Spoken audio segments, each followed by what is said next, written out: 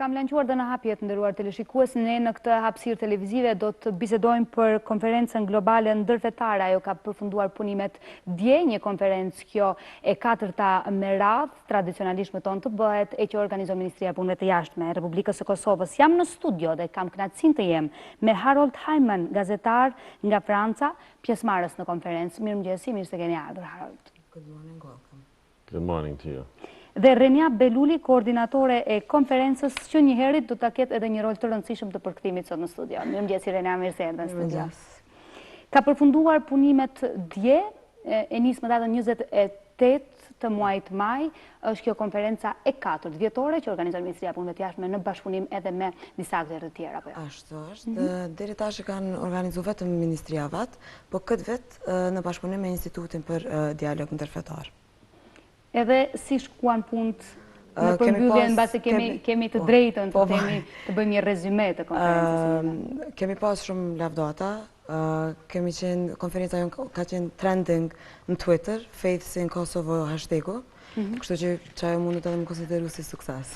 Dhe një ndër sukseset e konferencës ndërkombëtare ndërfetare sigurisht është edhe pjesëmarrja në këtë konferencë me një kumtesë si panelist i kësaj konference. E njërit prej fytyrave më të pëlqyera të Francës, një gazetar profesionist në shumë përvojë pune në bagazhin e tij, në karrierën e tij, sidomos në fushën që ka të bëjë me gjeopolitikën e vendeve të Europës.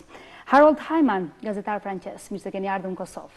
Welcome to Kosovo. Thank you so much. Do të doja një opinion tuaj të sinqert përpara në fillim të kësaj bisede. Si ju duket Kosova? Si e keni paramenduar dhe si e gjetët në fakt? She would like an honest answer. How does Kosovo look to you? How did you expect it and how did you find it? I came here in 2007, so I already know it a little bit. Ka ardhur këtu në 2007, kështu që dim pak për Kosovë. So I always feel the charm of the smiley people, the mountainous country, the extremely good air and food. That's very important. Kështu që gjithmonë e ndin charmin e njerëzve, buzëqeshjet e njerëzve, malet edhe ushqimin që është shumë me rëndësi.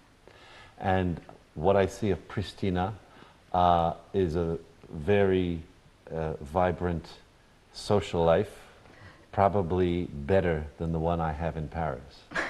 E që ka shenë Prishtinë është një jetë shoqënore shumë vibrante, diçka pak më ndryshe se që ka shenë Francë. Pse si është jeta shoqërore? Nuk është kaq dinamike në Francë, ne e duam Parisin, ne duam Francën, ne duam dhe ndrojmë të vim atje për vit, për të shijuar mbase momentet më të bukura të jetës sonë. So why is it that different? We all want to go to Paris, to enjoy it, to see Paris as we imagined it. It's the human quality which is better here. Është kvaliteti njerëzor që Kjo është shumë e rëndësishme. Kjo është shumë e rëndësishme. Ajo çfarë na karakterizon neve si popull përpos këtij kvaliteti njerëzor është sigurisht edhe toleranca ndërfetare që ne e gëzojmë prej shumë vitesh. Renea mund t'ia bëjë më kohë. So what characterizes us also is the interfaith tolerance which we cultivate. Yes. Right. I'll be honest, I do not even realize I'm in a theoretically Muslim country. I don't even realize it. Po bëti sinqert, nuk përvren që është me një vend musliman, tash që quhet musliman. I think in Paris I see Islam much more. Really? Në Paris, do më thonë është islamin shumë ma shumë, e vren. Yeah, because it's when I see it, it's very assertive. It's very, I am Muslim, I am dressed in an abaya, I have this. Radical Muslim. Oh, yes, a little bit. Yes. Se në Francë, kur është shumë ma prezente dhe shihet. Deshja e njerëzve që praktikojnë islamin. However, to be fair to French Muslims, also many of them are secularist. So it's not all French Arabs who are like covered and strict. So we have the two groups, but here you only have one group. Pra, po thët nuk është, për mos me qenë ofendus ndaj tyre, nuk ka edhe ashtu që janë sekular. Po, këto është shumë ma shumë është një shtresë e njëjtë.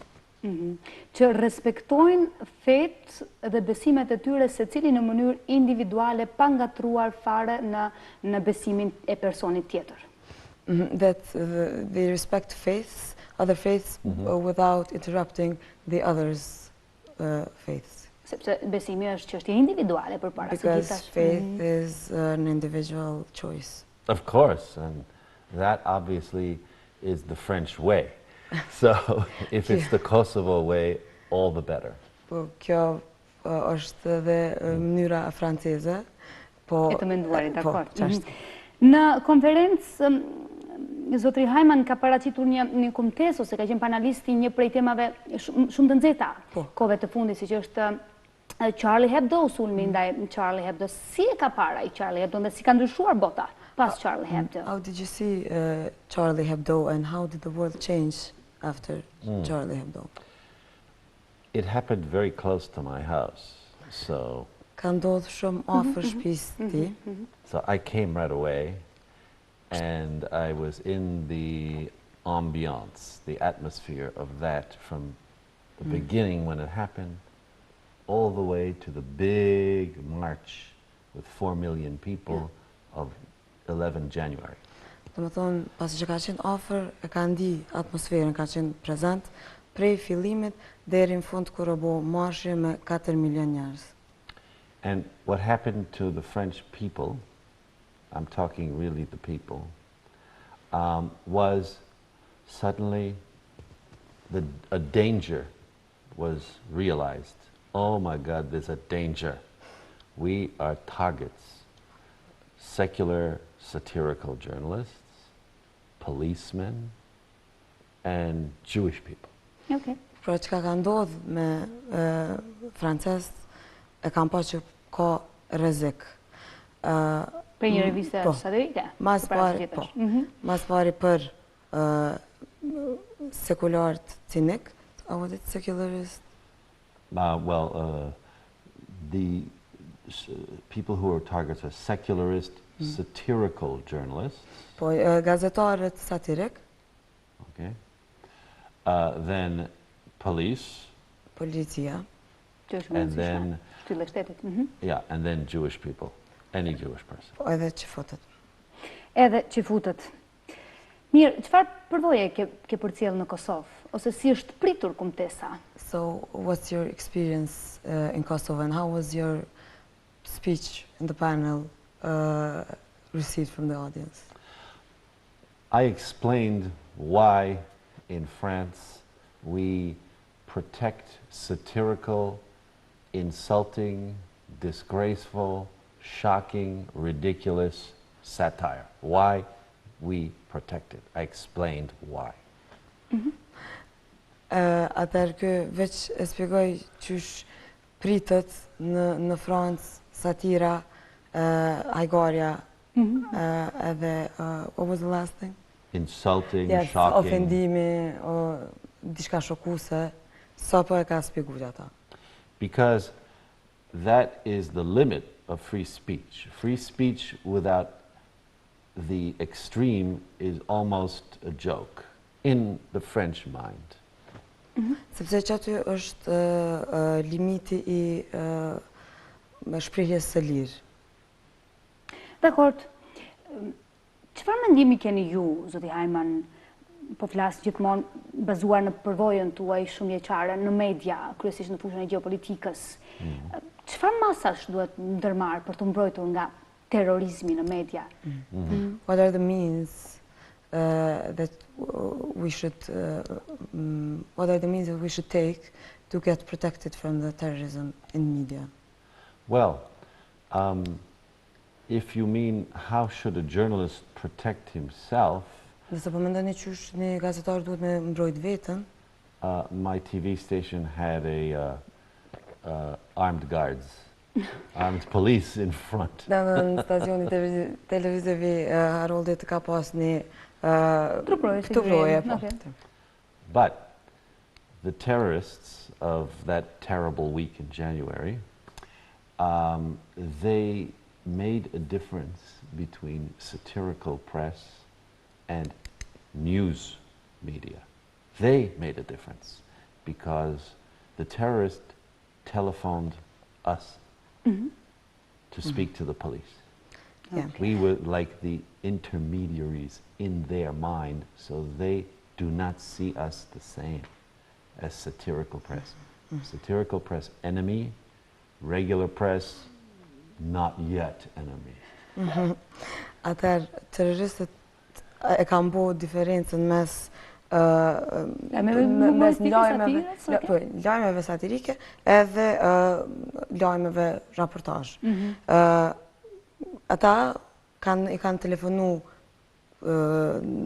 gazetarët për me thirr policin, kështu që i kanë marrë, i kanë konsideru si ndërmjetësues.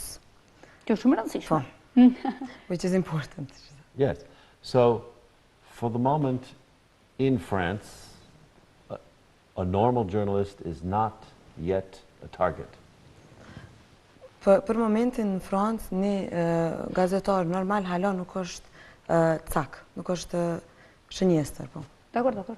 But in Syria, in Iraq, in Africa, normal journalists are targets for death or hostage taking. Në vende ku ka luftra kryesisht. Por në Siri, Irak, Afrikë, janë shënjestër për vdekje dhe vrasje. So basically, we are not completely in danger every place, but the French journalist has become a type of target in many parts of the world. This is new. Atëherë nuk ka could you repeat it, yes, please? The French journalist is a target in many places of the world. Gazetari francez tash është shënjestër në shumë vende të botës. Dakor? I'll give you an example. I was in Palestine. And what little boys were throwing rocks. Djemtë e vegjël kanë qenë të gjujt gur. And they looked at me with the rock, and I went, Faransa. Quiet. Atëherë të gjujt gur kë o afro edhe ka thonë Franca, edhe janë qetësu. So we still have some prestige. Kështu që prap hala kanë pak prestigj. Absolutisht, në marbotën ne konsiderojmë Francën mike, dhe pse ka ndikuar shumë Franca në lidhjen dhe në përgjithë atë rrugë me plot katërhura që ka kaluar populli. They consider France as a friend. Yes.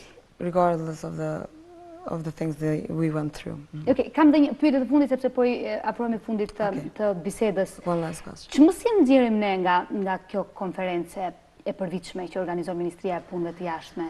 Sepse të botuara e mund t'i gjejmë edhe të gjitha shkrimet dhe kumtesat. Shkrimet dhe kumtesat në të vërtetë nuk janë të botuara, po ka mendime të ndryshme, kota të ndryshme, mendime, ka janë biografitë e participantëve aty, kurse libri tjetër aty kallëzon edhe për ritet edhe ritualet, për kulturën e Kosovës. So she's asking what lesson could be learned from the conference. Kujt pjau drejtën e pyetjen? Okay. What lessons could be learned from the conference? I got the very clear impression that Kosovo is an extremely open society. Atëherë ka marrë përshtypjen që Kosova është një vend ekstremisht i hapur, si shoqëni, po. Extremist open. Ekstremisht i hapur. and your Islam is very philosophical, light, personal, and attractive. Edhe Islami të na është shumë ma i lehtë, ma filozofik, ma personal. Absolutisht. Po shihet edhe nga Renea, po shihet edhe nga prezantuesja në studio, liria e komunikimit, veshja dhe gjithçka, e praktikojmë një islam modern, si thuash. She says it's visible from my dress, her dress, and how modern we tend to be. I agree. Veshja nuk është fare e rëndësishme sa që është mendimi. Unë do doja ta përfundoja këtë bisedë duke thënë se edhe kisha edhe xhamia janë shtëpi të Zotit, cilin e keni më afër, hyni dhe drejtohuni, aty do t'i luteni Zotit dhe të mirat që ai do t'ju sjellë, sigurisht apo jo. So she wants to end this by saying that both the church and the mosque are a home to you, whichever you feel more comfortable in. Thank you very much. Faleminderit që keni qenë me mua sot në studio, faleminderit të bisedë që ndam bashkë. Ju uroj shumë suksese. Nderuar të shikues, kam qenë në studio me Hyman, gazetar dhe publicist në Francë, njëri prej moderatorëve më të suksesshëm atje që ka të bëjë me fushën e gjeopolitikës, si dhe Renea Behluli, koordinatore e konferencës ndërkombëtare ndërfetare që ka përfunduar punimet dje në kryeqytet. Ndiqni lajmet orës 9, rikthehemi me të tjera materiale.